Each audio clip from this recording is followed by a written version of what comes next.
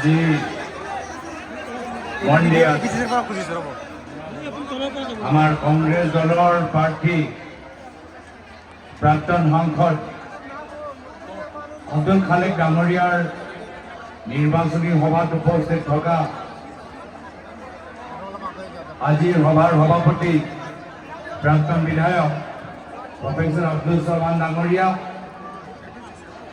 মঞ্চত উপস্থিত থকা আমাৰ AICC অবজাৰ্ভাৰ ডক্টৰ ইছলাম ডাঙৰীয়া, মঞ্চত উপস্থিত থকা আমাৰ প্ৰদেশ কংগ্ৰেছৰ বিষয়ববীয়াসকল, জিলা কংগ্ৰেছ, ব্লক কংগ্ৰেছ, মণ্ডল কংগ্ৰেছৰ বিষয়ববীয়াসকল, আঞ্চলিক পঞ্চায়তৰ সভানেত্ৰী, জিলা পৰিষদৰ সদস্যসকল, পঞ্চায়তৰ প্ৰতিনিধিসকল, NSY যুৱ কংগ্ৰেছ, মহিলা কংগ্ৰেছ, মণ্ডল কংগ্ৰেছ, য়াং ব্ৰিগেড সেৱা দলৰ বিষয়ববীয়াসকল, ইয়াত উপস্থিত অহা বিভিন্ন গাঁৱৰ পৰা অহা, বিভিন্ন মণ্ডলৰ পৰা অহা আমাৰ দলৰ সতীৰ্থসকল, উপস্থিত থকা আমাৰ বিৰোধী পক্ষ মঞ্চৰ প্ৰতিনিধিসকল, CPM দলৰ প্ৰতিনিধিসকল, অসম জাতীয় পৰিষদ দলৰ প্ৰতিনিধিসকল, ৰাইজৰ দলৰ প্ৰতিনিধিসকল, CPIML দলৰ প্ৰতিনিধিসকল আৰু ইয়াত উপস্থিত থকা শ্ৰদ্ধেয় ৰাইজ, আজি আপোনালোকৰ এই সভাত উপস্থিতি প্ৰমাণ কৰি দিছে যে আগন্তুক বিধানসভা নিৰ্বাচনত মন্দিয়া সমষ্টিৰ পৰা কংগ্ৰেছ দলৰ প্ৰাৰ্থী আব্দুল খালেক ডাঙৰীয়া জিকিবলৈ গৈ আছে।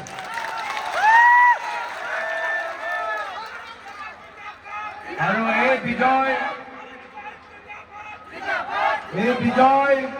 মাত্ৰ আব্দুল খালেক ডাঙৰীয়াৰ অকলৰ নহয়, এই বিজয় হল প্ৰত্যেক কংগ্ৰেছৰ কৰ্মীসকল, যিসকলে ইমান দিন কষ্ট কৰি থাকিলে। এই বিজয় হ'ব প্ৰত্যেক আমাৰ মিত্ৰজোঁটৰ প্ৰতিনিধিসকল, যি আমাক আজি এই সময়ত সমৰ্থন কৰি আছে। এই বিজয় হ'ব মন্দিয়া সমষ্টিৰ ৰাইজৰ, যিসকল আজি মন্দিয়া ভিতৰত এটা সুস্থ পৰিৱেশ বিচাৰে। আৰু এই জয় হ'ব অসমৰ জনসাধাৰণৰ, যি অসমৰ জনসাধাৰণ আজি তাৰিখত শান্তিত থাকিবলৈ বিচাৰে। মই আশা কৰোঁ যে মন্দিয়া সমষ্টিৰ পৰা এটা বাৰ্তা সমগ্ৰ অসমলৈ যাব যে অসমৰ ভিতৰত সাম্প্ৰদায়িক ৰাজনীতি নচলিব, অসমৰ ভিতৰত আমি মানৱতাবাদী ৰাজনীতি আমি কৰিবলৈ যাম। আজি আপোনালোকে দেখা পাইছে যে আমি গোটেইবোৰ বিৰোধী দল ঐক্যবদ্ধ হৈছো। কংগ্ৰেছ দল, অসম জাতীয় পৰিষদ দল, ৰাইজৰ দল, CPM দল, CPIML দল, APHLC দল, ইয়াৰ পূৰ্বে বিভিন্ন বিধানসভা নিৰ্বাচনত কংগ্ৰেছ দলে এলায়েন্স কৰিছিল, মিত্ৰতা কৰিছিল। কিন্তু আজি বৰ্তমানৰ সময়ত যি শক্তিশালী মিত্ৰতা কংগ্ৰেছ দলৰ নেতৃত্বত অসমৰ ভিতৰত আমি দেখা পাইছো, এটা কথা নিশ্চিত, পৰৱৰ্তী সময়ত কংগ্ৰেছৰ নেতৃত্বৰ চৰকাৰ হ'ব।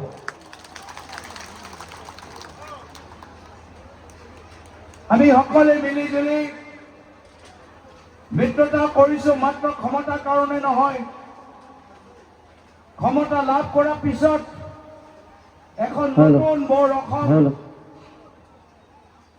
নতুন বৰ অসম জন্ম দিবলৈ আমি মিত্ৰতা কৰিছো। আৰু এই নতুন বৰ অসম সেইদিনা জন্ম হ'ব যিদিনা মুখ্যমন্ত্ৰী গাদীৰ পৰা আমি সকলোৱে হিমন্ত বিশ্ব শৰ্মা ডাঙৰীয়াক বিদায় দিম। আৰু মই কথা দিছো, অসমৰ এচাম মানুহে ভাবে যে হিমন্ত বিশ্ব শৰ্মা ডাঙৰীয়া এগৰাকী শক্তিশালী নেতা, এগৰাকী শক্তিশালী ৰাজনীতিবিদ। এনেকুৱা একদম নহয়, মিছা কথা। তেখেত এজন ভয়াতুৰ ব্যক্তি, কোনো দলৰ পিছনে থাকিব নোৱাৰে। যেতিয়াই বিপদত পৰে এই দলৰ পৰা পলাই ফুৰে। আগতে আছিলে আছুক কৰা সময়ত বিপদত পৰিলে আহিলে কংগ্ৰেছৰ বিপদত পৰিলে গ'লে বিজেপি। আৰু যেতিয়া বিজেপি চৰকাৰ অসমৰ পৰা যাব, হিমন্ত বিশ্ব শৰ্মা ডাঙৰীয়া প্ৰথম ব্যক্তি হ'ব যিগৰাকী বিজেপি দলটো ত্যাগ কৰিব। আৰু তাৰ পিছত তেওঁ চেষ্টা কৰিব কংগ্ৰেছত আহিবলৈ। মই আপোনালোকক সুধিবলৈ বিচাৰো কি যদি হিমন্ত বিশ্ব শৰ্মা ডাঙৰীয়া কংগ্ৰেছত আহিবলৈ বিচাৰে আমাক ল'ব লাগে নে নালাগে? ল'ব লাগে নে নালাগে? ল'ব লাগে নে নালাগে? আজিয়ে মন্দিৰ সমষ্টি ৰাইজে নিৰ্ধাৰিত কৰিলে হিমন্ত বিশ্ব শৰ্মা ডাঙৰীয়া য'তে যাওক কিন্তু কংগ্ৰেছ দলত কেতিয়াও আহিব নোৱাৰে। আৰু মই ভাবো কি বিৰোধী শিবিৰত এদিনো হিমন্ত বিশ্ব শৰ্মা ডাঙৰীয়া অসমৰ ভিতৰত থাকিব নোৱাৰিব।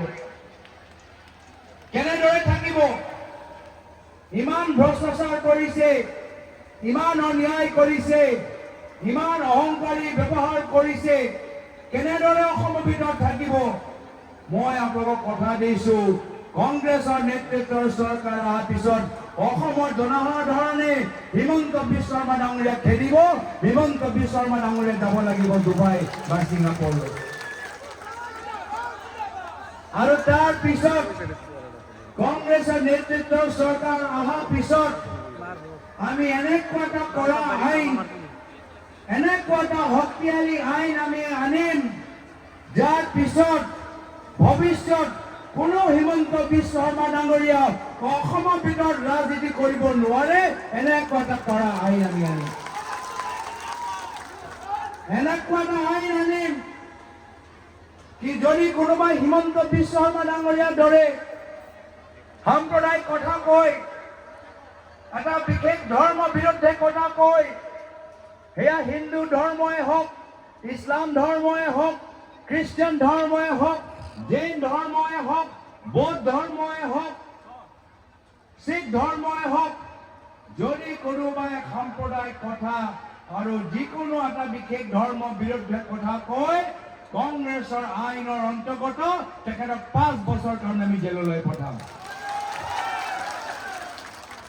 বাৰম্বাৰ সাম্প্ৰদায়িক ৰাজনীতি, নিজৰ বিফলতা লুকাবলৈ, নিজৰ ভ্ৰষ্টাচাৰ লুকাবলৈ আজি তেওঁলোকে বৰপেটা মেডিকেল কলেজৰ পৰা ভাৰতৰ ৰাষ্ট্ৰপতি ফখৰুদ্দিন আলী আহমেদ সাহেবৰ নাম আঁতৰাই দিলে। কংগ্ৰেছৰ চৰকাৰ অহাৰ পিছত ৰাষ্ট্ৰপতি স্বৰ্গীয় ফখৰুদ্দিন আলী আহমেদ সাহেবৰ নাম আকৌ আমি বৰপেটা কলেজত আমি যোগ কৰিম।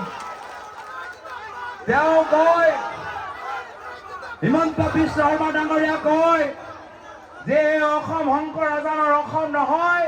আমি তেওঁক দেখাই দিম এই অসম শংকৰ আজানৰ অসম আছিল, আছে আৰু সদায় থাকিব।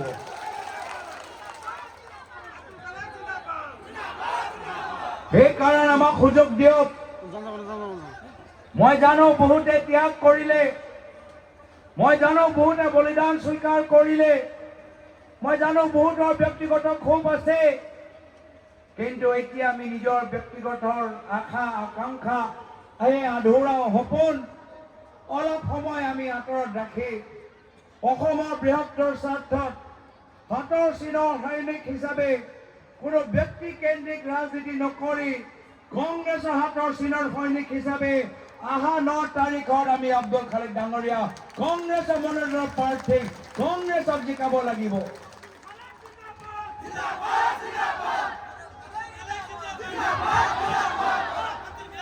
আমাৰ উদ্দেশ্য হ'ল যে আমি ৰাজনীতি কৰিছো প্ৰায়তঃ তৰুণ গগৈদেৱৰ আদৰ্শ পালন কৰা চৰ্তত।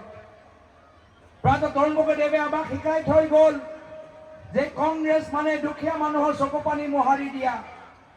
আৰু আজি আমাৰ দুখীয়া মানুহবোৰ কি বিচাৰে কি নিজৰ ল'ৰা ছোৱালীবোৰ ভাল এটা শিক্ষা প্ৰদান কৰা। হিমন্ত বিশ্ব শৰ্মা ডাঙৰীয়াই কি কৰিলে? আমাৰ চৰকাৰী স্কুল বন্ধ কৰি মদৰ দোকান খুলিলে। কংগ্ৰেছ আহিলে আমি মদৰ দোকান বন্ধ কৰি চৰকাৰী শিক্ষা আমি ওপৰত জোৰ দিম। আমাৰ ভেঞ্চাৰ স্কুলবোৰ ভেঞ্চাৰ হৈ আছে আমি প্ৰভিন্সিয়েলাইজ ওপৰত আমি জোৰ দিম আমাৰ ল'ৰা ছোৱালীবোৰ আজি স্কুল বন্ধ হৈ যোৱাৰ পিছত তেওঁলোকৰ স্কুল দূৰত আছে আমি বিনামূলীয় স্কুল বাছৰ আমি ব্যৱহাৰ আমি তেওঁলোকক কৰিবলৈ এটা সুযোগ দিম আজি মহিলাসকলৰ ওপৰত অন্যায় আজি 1250 টকা পাবলৈ হ'লে অসমৰ মহিলা নিজৰ গোটেই ঘৰৰ কাম পাহৰি যাব লাগিব বিজেপি সভালৈ দেওবাৰে দোকানত যোৱাতকৈ যাব লাগিব বিজেপি সভালৈ কংগ্ৰেছৰ চৰকাৰ অহাৰ পিছত আমাৰ অসমৰ মহিলা য'তে আছে তাতে তেওঁলোকে বহি মাহে তেওঁলোকে একাউণ্টৰ ভিতৰত পইচা তেওঁলোকৰ একাউণ্টৰ ভিতৰত সোমাব কোনো দলৰ সভালৈ যাব নালাগে কোনো দলৰ সদস্যতা ল'ব নালাগে কোনো দলৰ কাৰ্যসূচীত ভাগ ল'ব নালাগে যদি এগৰাকী যোগ্য মহিলা আমাৰ পৰা আঁচনি তেওঁলোকে পাবই পাব আজি আমাৰ ল'ৰা যুৱকসকল কৈছে যে দাদা জুবিন দা ন্যায় পাবনে আৰু সকলে বিশ্বাস কৰে কি যেতিয়ালৈকে হিমন্ত বিশ্ব শৰ্মা ডাঙৰীয়া অসমৰ মুখ্যমন্ত্ৰী আছে জুবিন দা কেতিয়াও ন্যায় পাব নোৱাৰে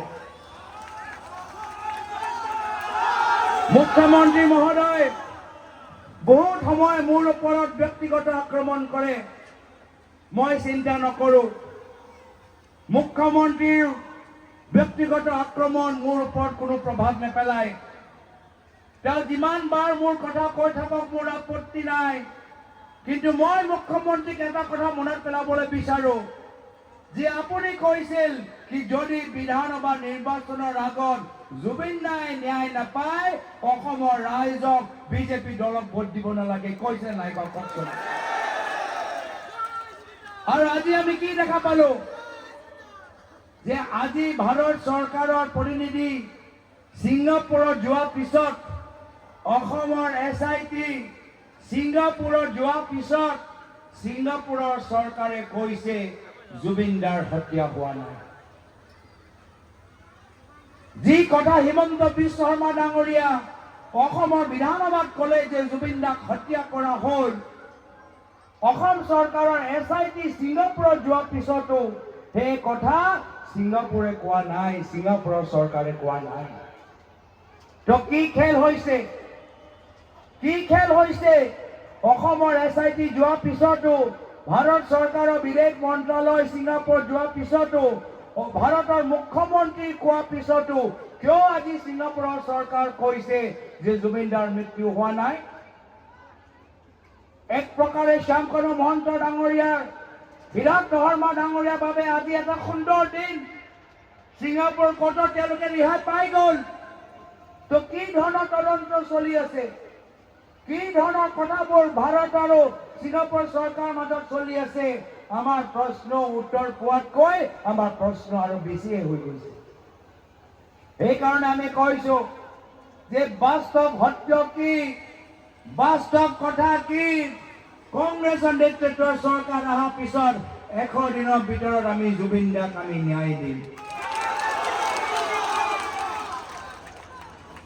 আজি মই যদি মোৰ মন কৰে আপোনালোকৰ মাজত বহুত দীঘলীয়া কথা ক'বলৈ মই ক্ষোভিত যে মই বেছি দীঘলীয়া ক'ব নোৱাৰো মোক আৰু এখন সভালৈ যাবলগীয়া আছে কিন্তু মই মাত্ৰ আপোনালোকক ক'বলৈ বিচাৰো কি মই বিভিন্ন সময়ত মন্দিৰলৈ আহিছো পঞ্চায়ত সময়তো মই ইয়াত আহিছো যোৱা বিধানসভা নিৰ্বাচন সময়তো মই আহিছো মোৰ কথা স্পষ্ট মই কংগ্ৰেছৰ প্ৰতিনিধি কংগ্ৰেছৰ নেতৃত্বই যি নিৰ্দেশ দিয়ে মই অনুশাসন পালন কৰি মই সদায় কংগ্ৰেছক মই শক্তিশালী কৰিম সেইকাৰণে মই সকলোকে আহ্বান জনাইছো যে বহু দিনৰ পৰা প্ৰায় তৰুণ গগৈদেৱৰ চৰকাৰৰ দিনৰ পৰা আব্দুল খালেক ডাঙৰীয়া অসমৰ ৰাজনীতিত আৰু কংগ্ৰেছ দলৰ আজি তেখেতৰ যথেষ্ট অৰিহণা আছে মই আশাবাদী যে পৰৱৰ্তী সময়ত বিধানসভাত মন দিয়াৰ সমষ্টি শক্তিশালী কণ্ঠ বলিষ্ঠ কণ্ঠ আব্দুল খালেক ডাঙৰীয়া হ'ব মই বিশেষ আৰু দীঘলীয়া নকৰি 9 তাৰিখত সকলোকে অনুৰোধ কৰিছো হাতৰ চিনাপত ভোট দি কংগ্ৰেছৰ জয়যুক্ত কৰক হিমন্ত বিশ্ব শৰ্মা ডাঙৰীয়াক বিদায় দিয়ক আৰু অসমৰ ভিতৰত এখন নতুন বৰ অসম জন্ম দিয়ক। এইখিনিয়ে কথা কৈ নিজৰ চমু দুআষাৰ সামৰিছোঁ। ধন্যবাদ। জয় হিন্দ, জয় আইঅসম।